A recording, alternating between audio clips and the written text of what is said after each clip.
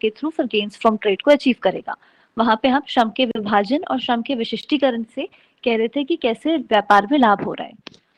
उसके बाद हम आए थे नेक्स्ट स्कूल पे रिकार्डो के। रिकार्डो ने क्या बात करी, वो तुलनात्मक सिद्धांत की बात कर रहा था कि कंपैरेटिव एडवांटेज जिस कंट्री को होगा किसी भी गुड में, वो उसी का क्या करता है, प्रोडक्शन एनहांस करता है, फर्दर उसी को एक्सपोर्ट करता है, और जिसमें उसको कम से कम हानि होगी उस वाले कमोडिटी को क्या करता है, वो बाहर से इंपोर्ट करेगा, आयात करेगा। तो जब हम रिकार्डो डिस्कस कर रहे थे तो हम लोग क्या डिस्कशन कर रहे थे कि हम इंटरनल एक्सचेंज रेट के बेसिस पे डिसाइड कर रहे थे। इंटरनल एक्सचेंज रेट हमारा कैसे निकल रहा था, हम दो कमोडिटीज की जिसकी हमने बात करी, इफ सपोज हम वाइन की बात कर रहे थे और लिनन की बात कर रहे थे, ठीक है, हम इन दोनों के बेसिस पे दो कंट्रीज हमने ली थी, एक इंग्लैंड और दूसरा पुर्तगाल।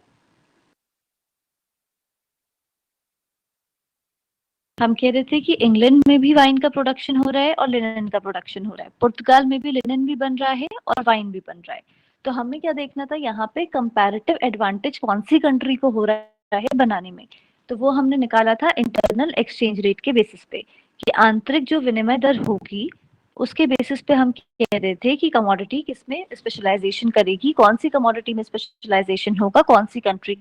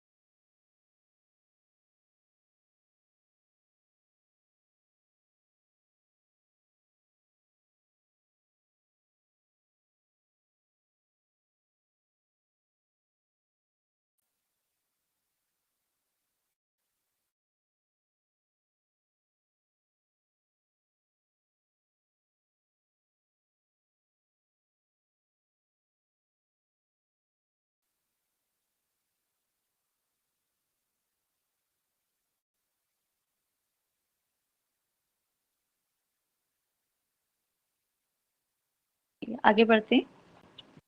तो अभी तक हमने बैकग्राउंड चेक किया है कि क्यों हम किस रीजन की बात कर रहे हैं कि